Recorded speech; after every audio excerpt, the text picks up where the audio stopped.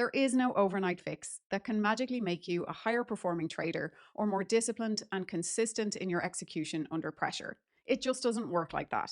But after 19 years of performance coaching in high stakes arenas like elite sport, business, and trading, here is what I have found to be the quickest and most effective way to elicit behavior change. That is, to improve your performance in a way that is sustainable over time and doesn't revert under pressure. In this video, I'm sharing 5 principles that you can follow when you're working on your trading psychology to speed up the trajectory of the behavior change. And when I say behavior change, I mean consistently executing your trading plan under pressure. Because it doesn't matter how happy or confident or emotionally composed you are in the market if you're not taking the actions that ultimately lead to you sticking to your plan and making profit. I'm also going to explain what to expect when you start working on your trading psychology in terms of results, because the work doesn't immediately impact the P&L. And sometimes traders say that they understand that, but they still have unrealistic expectations. So they think that if they start applying techniques this month, that in 2 months' time, their P&L will have dramatically improved. And it doesn't quite work like that. But that also doesn't mean that you can't measure and track progress and stay motivated to keep working on your psychology until it does create a breakthrough in profit. I'm Sheehy-Kelly. I'm a chartered high-performance psychologist with the Psychological Society of Ireland, and I help professional and experienced traders to master their psychology and execute with precision under pressure. Principle number 1 is understand the root cause of the issue before you ever attempt to apply a fix. Too often traders think that they understand the root cause. They might go as far as saying that jumping out of winning trades too soon is attributed to anxiety, and therefore the solution seems to be using breathing exercises while they're in the middle of a trade. But that's an example of where the trader is stopping short of understanding the patterns that are actually driving the indiscipline. The hardest part of fixing your trading psychology is actually pinpointing the root cause of the issue. But if you direct the bulk of your work to that, to taking the time to understand what's going on deeply and accurately, then the fix is the last part of the chain of changing behavior. It's the easiest thing to do. When you understand exactly what the problem is, the solution nearly selects itself. To give you a concrete example of what I mean by a potential root cause, it could be something like a limiting subconscious belief that your self-worth is dependent on achievement. And this is playing out across your trading. And it's not only playing out in how you execute your trades, but it's also playing out in how you approach your trading career as a whole, the level of pressure that you put on yourself around it. And this specific belief that came from whatever situation in your childhood or whatever relationship you had with your caregivers when you were a small child is the thing that's disrupting your trading. Another example of a root cause for somebody cutting winners short could be a lack of trust in themselves. So not just related to trading, but in how they operate in their entire life across all areas of their life.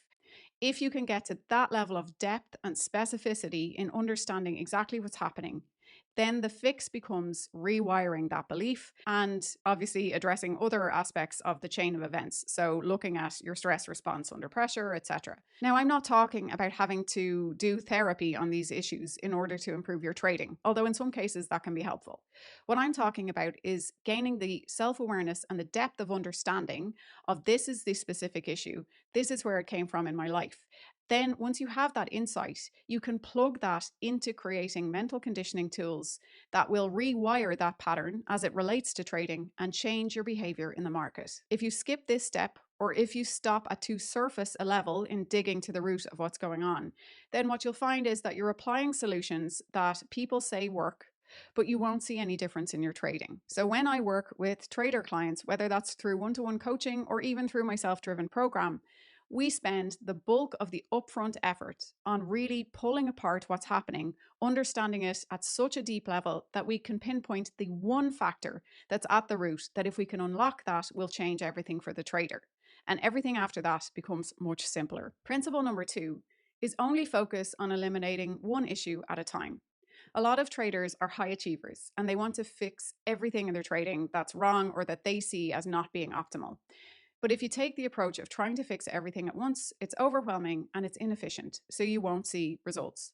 A better way to approach it, or a more strategic way, is to identify the one factor that if you just improve that one thing to the level of 10 out of 10 right now, would have the biggest difference on your overall trading performance. And without fail, every single client that I've worked with across my entire 19 years of coaching, we've been able to pinpoint that one factor. So there's always a very clear place to start. It just takes a little bit of time and analysis to find out what that factor is. In my own practice and with my clients, I use a performance profiling technique from sports psychology, and we use that structured exercise to arrive at the conclusion of which factor to focus on. So it's not like you're just sitting there weighing them all up, juggling them, and then picking one out of the air. This is actually a structured way to work through everything that impacts your performance and then prioritize what factor you should focus on right now. So an example of after a trader goes through that exercise, what they might end up with would be understanding that if they could just hold on to their trades to the appropriate exit, whether that's their profit target or their rules are telling them to get out, that if they could just do that on every single trade, they would be making a lot more money. And usually it's something as simple as that. It'll be something in your behavior in the market that if you just improve that even by 20 or 30% would create a big uplift in your P&L. And if you arrive at a conclusion that improving your confidence or improving your trust in yourself is the route forward, usually this is a clue to help you. Usually it's something more behavioral than that. Yes, confidence might feed into it. Yes, trusting yourself might enable you to hold your trades till the appropriate exit. But it's actually the behavior of holding those trades to the appropriate exit that would change your profit. If that was the example that we were working with, let's say that all of that information came out of a performance profile that I worked with a trader on, we would understand that we need to keep an eye on confidence levels and trust in the self, and maybe the solutions that we come up with, so the techniques that we co-create together, would incorporate aspects of working on those two things. But ultimately, our sole focus for the coaching would be to improve those exits, so that we could actually concretely measure that somebody is holding their trades to the appropriate exit rather than jumping out too soon. So they're capturing the full expectancy of the trade. We might be rating MFE on every trade, but that's the issue that we're focused on. That's the thing we're trying to change the dial on. And then we do that through working on things like confidence and trust in yourself. So for that trader, we would want to see an objective, measurable difference in how they're exiting their trades. And we would assume that in all of the work that we would do together, things like confidence and trust in yourself would also improve. But you can see how having one variable to focus on gives structure and direction to the rest of the consulting, or if you're doing this in a self-driven way, to the rest of how you're working on your trading psychology. And it also reduces overwhelm. So it means that you're more likely to stick with whatever mental conditioning system you're putting in place until you see results. Principle number 3 is address the problem from multiple angles. Every trading psychology or execution issue is multi-layered. Yes, there is usually one core root cause of the issue, but that doesn't mean that there aren't other factors that are contributing to or sustaining the problem. If you want to fully resolve and eradicate inconsistency from your trading, then you do need to work at all of these different layers. And you can do this simultaneously, and I'll explain how in the next principle. But for the moment, let's use the running example of the person who's cutting winners short. Let's say that they're laser focused on that behavior. That's the one thing that they're trying to change. They understand that a lack of trust in themselves is the root cause of the issue. And they start working on that with affirmations or with different techniques to rewire that pattern, so it's no longer the root trigger of their trading performance. But they also need to look at the other factors that are playing into this problem. It could be that pressure is exacerbating the issue. So maybe they're fine with executing their trades and exiting properly when the pressure that's on them is not so high, when they're trading with small size, or when the market conditions are very conducive to how they trade. But it could be that when the pressure increases, they find that their exits increasingly become problematic, that they're cutting those winners short, their anxiety is heightened. If that's the case, then also implementing a technique to work on their stress response, reducing their perception of pressure, reducing their physiological stress response when the pressure increases. Those can all be helpful techniques too. If you did that by itself, it wouldn't solve the issue. But if you do that in combination with also working on the root cause at the subconscious level, you're starting to create a really powerful and effective solution for your problem. Another factor that could be contributing to or exacerbating the problem for this person could be that they're really focused on the P&L or profit as a defining metric of success. And so it could be that the solution to that part of the puzzle is that they work on defining success as the successful execution of their plan on a trade-to-trade and a day-to-day basis. So rather than tracking daily profit and letting that tell them how they're doing, they're actually tracking the metrics around how they exited their trades. And with this example, you can now see how we're starting to build a multi-layered approach to one specific problem. Now we have solutions that target rewiring the subconscious patterns that are causing the issue. We also have solutions that deal with the level of pressure that the person feels under and their stress response when they're actively in a trade. And now we also have a solution that deals with their overfocus on the profit and gives them a concrete way to define success that actually facilitates peak performance. And this brings me to principle number 4, which is adopt a systematic approach to performance improvement. If you'd been following this process up to now, this principle makes a lot of sense. Now, with all that understanding and with potential solutions for every layer of the problem, it's really about organizing those solutions, so those mental conditioning techniques that are going to change your thoughts, your emotions, your behaviors.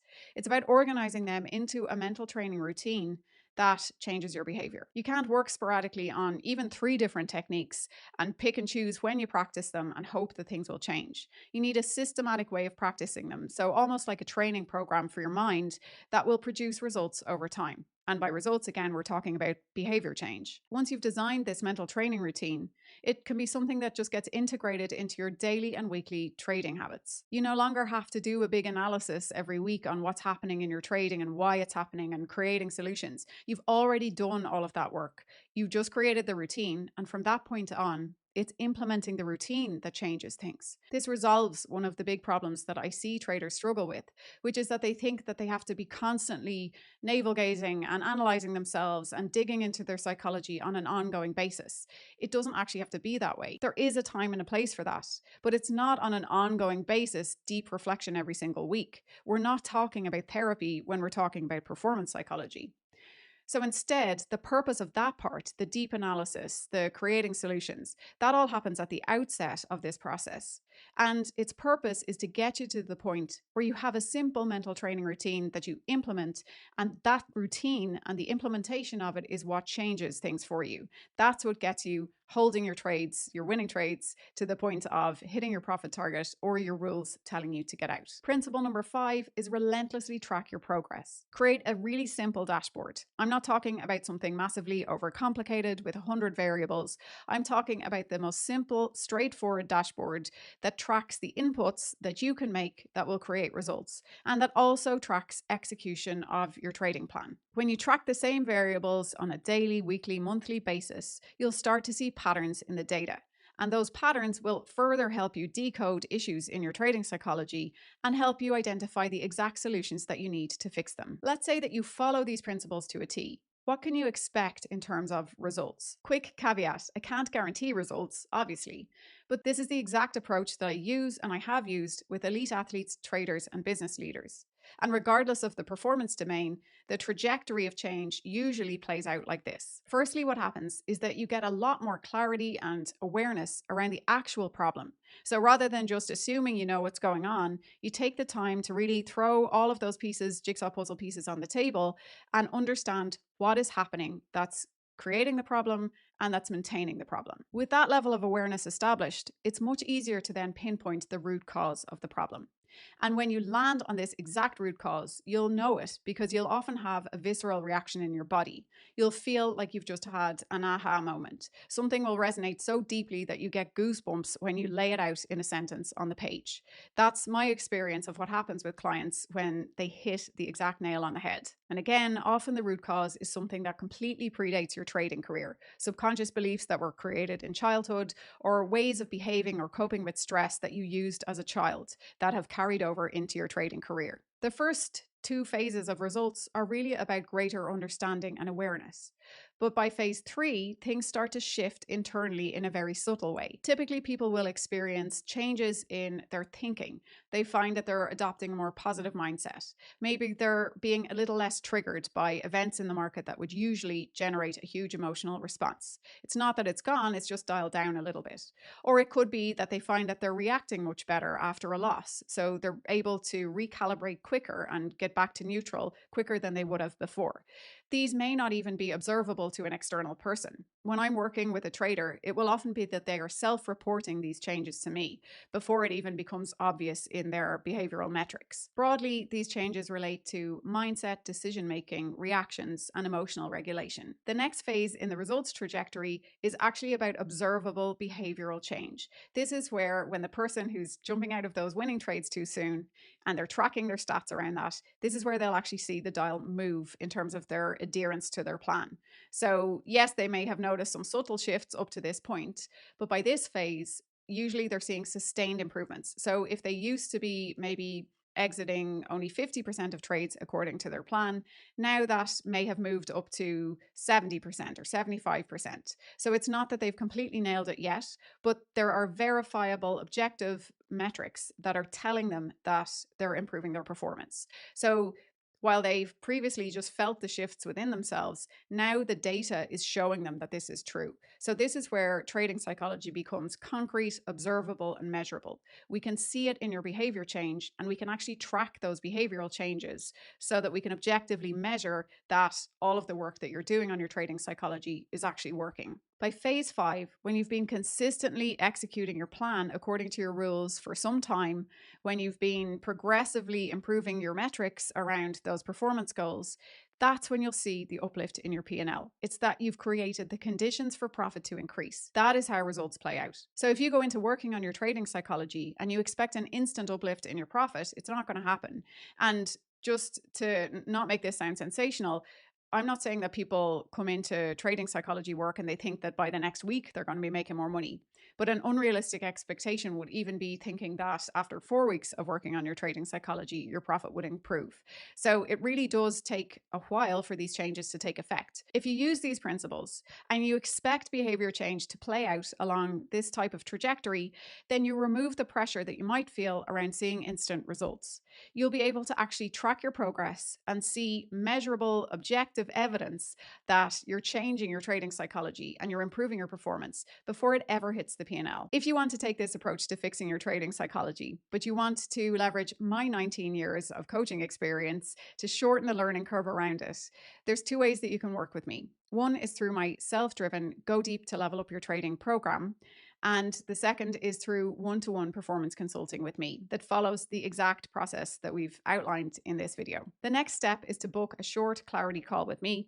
We'll discuss what's happening in your trading, what you want to work on, and what the most appropriate format might be for you to help you to achieve your goals. I'll leave that link to book a clarity call in the description box and in the pinned comment below. Thanks for watching. If this video has been helpful to you, if getting a clearer understanding of how the whole performance consulting process works is useful, let me know in the comments below. I'd love to hear your thoughts.